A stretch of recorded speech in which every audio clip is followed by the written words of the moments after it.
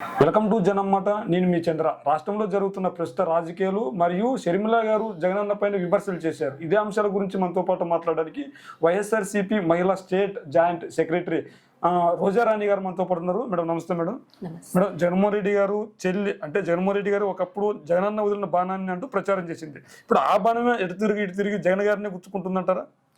జగన్ గారిని గుచ్చుకుంటుంది అంటే గుచ్చుకుంటుందని చెప్పి అందరూ అనుకుంటున్నారు. ఆవిడ అతి తెలివితేటలు ప్రయోగించడం వల్ల ఇవాళ రోజున గుచ్చుకుంటదేమో అనుకుంటున్నారు, కానీ అది రివర్ట్ అవుద్దండి. ఆవిడకి అర్థం కావట్లేదు. ఆఫ్ నాలెడ్జ్తో ఆవిడ కోల్పోయి ఏం మాట్లాడుతుందో కూడా తెలియకుండా ఏదైతే సిబిఎన్ కావచ్చు, రాధాకృష్ణ కావచ్చు, ఆవిడకి ఒక వసపోసేసినట్లుగా ఏవైతే చెప్పారో ఇవాళ రోజున మరి పెయిడ్ ఆర్టిస్ట్ లాగా బిహేవ్ చేస్తున్న ఆంధ్రాకి వచ్చి ఆవిడ తెలంగాణ బిడ్డ అని చెప్పుకున్నటువంటి ఆవిడ ఇవాళ రోజున ఇక్కడికి వచ్చి బ్రదర్ షర్మిల శాస్త్రి గారు ఒక పెయిడ్ ఆర్టిస్ట్ లాగా ఇవాళ ఇక్కడ బిహేవ్ చేస్తుంది. కాబట్టి ఆవిడ బాణం ఏమి మాకు కుచ్చుకోవటం కాదు, ఆవిడకే ఒక 100 రోజుల్లో వచ్చినటువంటి వలస పక్షి, ఆవిడ 100 రోజులకు వచ్చిన వలస పక్షి ఆవిడకే రివర్ట్ అయి గుచ్చుకొని ఈసారి ఊపిరాడక మళ్ళీ తెలంగాణకి పరిగెడుతుందని చెప్పి నేను చెప్తా ఉన్నాను. మేడం మీరేమో షర్మిల గారిని వలస పక్షి అంటున్నారు, మరి టీడీపీ వాళ్ళు ఏమంటున్నారు? టీడీపీ అనుకోవచ్చు, జనసేన వాళ్ళు ఏమనుకుంటారు అంటే సొంత చెల్లికే న్యాయం చేయలేని జగన్ గారు ఈ రోజు ఏపీ ప్రజలకు ఏ విధంగా న్యాయం చేస్తారు, ఏపీ ప్రజలను ముంచారు తప్ప మంచి చేసింది లేదంటున్నారు కదా. అసలు వాళ్ళు రాజకీయ నాయకులా కాదా అని అంటానండి. 40 సంవత్సరాల ఇండస్ట్రీ అని చెప్పుకుంటున్నటువంటి చంద్రబాబు నాయుడు ఇవాళ రోజున ఆయన ప్రయోగించినటువంటి కుటిల రాజకీయం కానీ కుటిల వ్యక్తుల్ని తీసుకొచ్చి ఆయన ఒక బాణాలలాగా సంధించడం కావచ్చు, రకరకాల పెయిడ్ ఆర్టిస్టులను ప్రలోభ పెట్టి రాష్ట్రంలో ఎలాగైనా సరే ఎలక్షన్స్లో గెలవాలని చెప్పేసి వారు చేస్తున్న కుయుక్తులు ఒకటా రెండా మీరు చెప్పండి.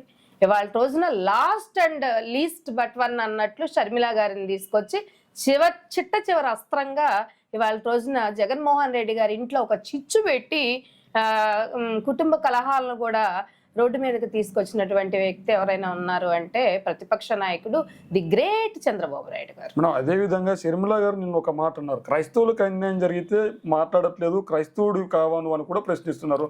మరి జగన్మోహన్ రెడ్డి గారు నిజంగానే క్రైస్తవుడా, లేదంటే క్రైస్తవుల కోసం సీఎం అయ్యారా, మరి ఏపీ ప్రజల కోసం సీఎం అయ్యారంటారా? ఒక్కటి గుర్తుపెట్టుకోండి, కులాలకు అతీతంగా మతాలకు అతీతంగా ఆయన వాళ్ళ రోజున ఒక సీఎం లాగా వచ్చి సీఎం హోదాలో ఉండి రాష్ట్రాన్ని ఎంతో సస్యశ్యామలంగా పాలిస్తున్నటువంటి నాయకుడు. ఇవాళ రోజున ఆయన రాజకీయం ఒక లీడర్లా చూస్తాము, కానీ ఆయన ఏ కులము ఏ మతము ఇవన్నీ అని చెప్పేసి మీరు వచ్చి మమ్మల్ని అడిగినప్పుడు మేము ఆన్సర్ చేయాల్సిన అవసరం లేదండి.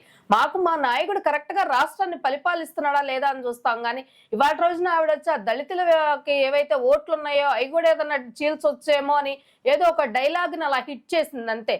ఆవిడకి తెలీదా? ఆ రోజు పార్లమెంట్లో మరి మా ఎంపీలు మాట్లాడలేదా?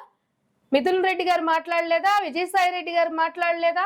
ఐఎస్లో ఆయన కుల రాజకీయాలు కాదు, వాళ్ళు ఎప్పుడు కూడా చర్చలు అవన్నీ కూడా పగలగొట్టుకోవడం అవన్నీ అక్కడ ఉన్నటువంటి అల్లర్లు కొన్ని జనరేషన్స్ నుండి వాళ్ళ మధ్య వస్తున్న ఒక యుద్ధాలు తప్ప పర్టికులర్గా దీనికి వాటికి దీనికి ఎలాంటి సంబంధం లేదు. ఇంకోటి దాని గురించి ప్రస్తావించలేదు, మాట్లాడలేదు అంటాం అనేది శుద్ధ అబద్ధం అండి. నేను నా స్టేటస్లో వీడియోస్ కూడా పెట్టాను. ఆవిడ ఎప్పుడైతే అలా మాట్లాడారో మా మిథున్ రెడ్డి గారు ఆ రోజు అక్కడ పార్లమెంట్లో ఏవైతే మాట్లాడారో క్లియర్ కట్గా నేను వీడియో పోస్ట్ చేశాను.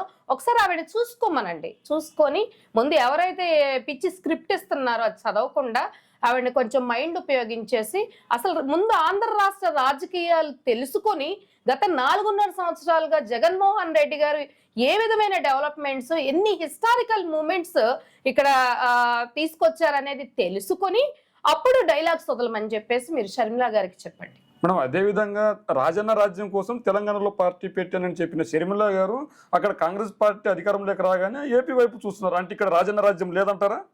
రాజన్న రాజ్యం ఏంటండి? ఒక పక్క వైఎస్ రాజశేఖర్ రెడ్డి గారు అంటే ఏంటి, వైఎస్ జగన్మోహన్ రెడ్డి గారు, ఈ రెండిట్లో తేడా ఏమన్నా ఉందా? ఇవాళ రోజున గత 4.5 సంవత్సరాలుగా ఆంధ్ర రాష్ట్రంలో జరుగుతుంది రాజన్న రాజ్యం కాదా? ఆవిడ ఏదో ఇప్పుడు కాంగ్రెస్ ఒక స్ట్రాటజీ ఉపయోగించారు.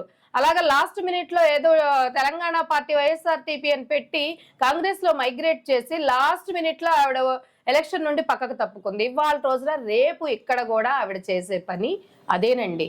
టీడీపీ వాళ్ళు వేసిన ఒక గాలానికి ఆవిడ పడినటువంటి ఏదో అంటారా ఫిషర్ మ్యాన్ గనక ఒక నెట్ వేసి ఒక ఫిష్ ని పట్టినట్టుగా ఇవాళ రోజున చంద్రబాబు నాయుడు పన్నినటువంటి ఒక కుటిల కుతంత్రానికి బలైనటువంటి వ్యక్తి ఎవరు అని అంటే షర్మిల గారు అని చెప్తా ఉన్నాను నేను. మేడం మీరు ఏమన్నా అనుకోండి, ఎలాగైతేనేమి రాజన్న బిడ్డలు ఇద్దరు బయటకు వచ్చారు, ఒకరు జగన్మోహన్ రెడ్డి గారు అయితే ఇంకోరు షర్మిల గారు, ఇద్దరు ఒకేసారి రాజకీయాల్లోకి వచ్చారు. అయితే జగన్మోహన్ రెడ్డి గారు వైఎస్ఆర్సీపీ తరపున ఉన్నారు, రాజన్న మరో బిడ్డ కాంగ్రెస్ తరపున ఉన్నారు. ఈ రోజు మరి వైఎస్ఆర్సీపీ నాయకులు అనవచ్చు, లేదంటే రాజన్న అభిమానులు మరి ఎవరి వైపు ఉండాలని సన్నిధిలో లేరంటారా? ఏంటి ఎవరి వైపు ఉన్నారని కాదు, ఆల్రెడీ వైఎస్ఆర్ కాంగ్రెస్ పార్టీలోనే రాజన్న సంబంధించిన అందరూ కూడా మా పార్టీలోనే ఉన్నారు. ఆల్మోస్ట్ ఏదో అవుట్డేటెడ్ అయిపోయినటువంటి నాయకులను నలుగురు నేసుకొని ఏదో తిరుగుతా ఉంటే అది కరెక్ట్ కాదు కదా. రమ్మనండి ముందు, అసలు ప్రత్యర్థులను ఆవిడ కూడా వస్తున్నాను కంటెస్ట్ చేస్తాను అంటుందిగా. ఎక్కడి నుండి కంటెస్ట్ చేస్తుంది, ఎంతమంది నాయకులు వస్తారు, లేకపోతే ఏంటి అనేది రేపు మరి 23 నుండి మా ఆవిడ కూడా ప్రజల్లోకి వస్తానంటుంది కదా. రానివ్వండి, ఆవిడ కూడా లిస్ట్ లో అభ్యర్థులను ప్రకటిస్తుంది. ప్రకటించిన తర్వాత ఇప్పుడు మీరు ఏదైతే తీసుకొచ్చి నన్ను అడిగారో, టీడీపీ కావచ్చు, జనసేన కావచ్చు, లేకపోతే ఇప్పుడు కాంగ్రెస్ కొత్తగా వచ్చిన కాంగ్రెస్ కావచ్చు, రేపు రాబోయే బీజేపీ కావచ్చు, లాస్ట్ ఎలక్షన్స్ లో కూడా అందరు కలిసి మహాకూటమిగా వచ్చినప్పుడు కూడా మేము ఒక్కళ్ళంగానే పార్టీలో మేము నిలబడ్డాము, ఎలక్షన్కి వెళ్ళాము, చరిత్రను సృష్టించాం. అంటే అప్పుడు అందరూ ఒకటిగా వచ్చినా కూడా షర్మిల జగన్ తోడు ఉన్నారు కదా. వాట్ ఎవర్ ఇట్ ఈస్ అండి, ఇవాళ రోజున కూడా ఇప్పుడు షర్మిల కాదు ఇంకా ఎవరు వచ్చినా సరే ఇవాళ రోజున మేము ఒకటిగానే వస్తాము.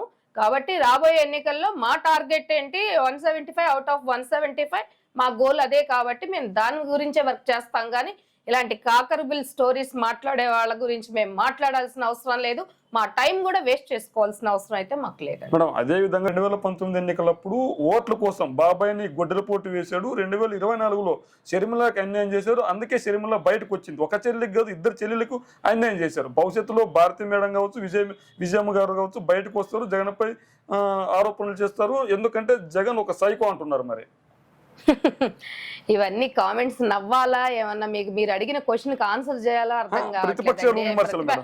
అదే చెప్తా ఉన్నానండి, ప్రతిపక్షాల వాళ్ళు చేస్తున్న దీనికి అద్దు ఆపు లేదు. ఇంకా రాబోయే రోజుల్లో మీరు చూడండి, వచ్చే కమింగ్ ఎలక్షన్స్ టైం కల్లా ఎన్ని భయంకరమైన ఇవి అవాస్తవాలని తెర మీదకి తీసుకొచ్చి ఒక మైండ్ గేమ్ కి తెరలేపారు. ఆల్రెడీ లేపేశారు షర్మిల గారి ద్వారా. ఇట్లా ఇంకా రకరకాలు రాబోయే రోజుల్లో ఈ మైండ్ గేమ్ అనేది ఇప్పుడు ప్లే చేస్తా ఉన్నారు ప్రతిపక్షాల వాళ్ళు. ఎన్ని చేసినా ఇప్పుడు వివేకానంద రెడ్డి హత్య అంటారు, మరి ఇన్నాళ్ళకి మరి ఎందుకు ప్రూవ్ చేయలేదు?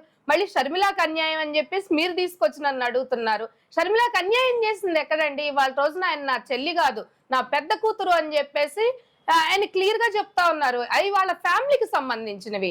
ఇవాళ రోజున ఇక్కడ ఎలక్షన్స్ అనేది ఏంటంటే ఒక రాష్ట్రానికి 5 కోట్ల మంది జనాభాకి సంబంధించింది. కాబట్టి ఏంటంటే పర్సనల్స్ అనేవి ప్రతి ఫ్యామిలీలో ఉంటాయి. ఇవి ప్రతిపక్షాల ఫ్యామిలీలో లేవా చెప్పండి? సిబిఎన్ ఫ్యామిలీలో లేవా? అలాగే పవన్ కళ్యాణ్ ఫ్యామిలీలో లేవా? ఎవరి ఫ్యామిలీలో ఉండవండి పర్సనల్ థింగ్స్ ఎవరై వాళ్ళవి. ఇప్పుడు ఎలక్షన్స్ దీని గురించి మనం మాట్లాడుకోవాలి, కానీ ఏవో అవాకులు చవాకులు మాట్లాడుతూ ఉన్నప్పుడు దాని గురించి మనం కన్సిడర్ చేయాల్సిన అవసరం కూడా లేదండి. అన్యాయం ఎవరికి జరగదు. అసలు రాష్ట్రం గురించి, రాష్ట్ర పురోభివృద్ధి గురించి ఆయన అహర్నిశలు కష్టపడుతున్నటువంటి మన నాయకుడు, మా నాయకుడు కుటుంబంలో ఉన్న వాళ్ళకి అన్యాయం చేస్తారంటే అసలు ఎట్టి పరిస్థితుల్లో మేము నమ్మము. ఇది అవాస్తవాలండి దీని అంతే.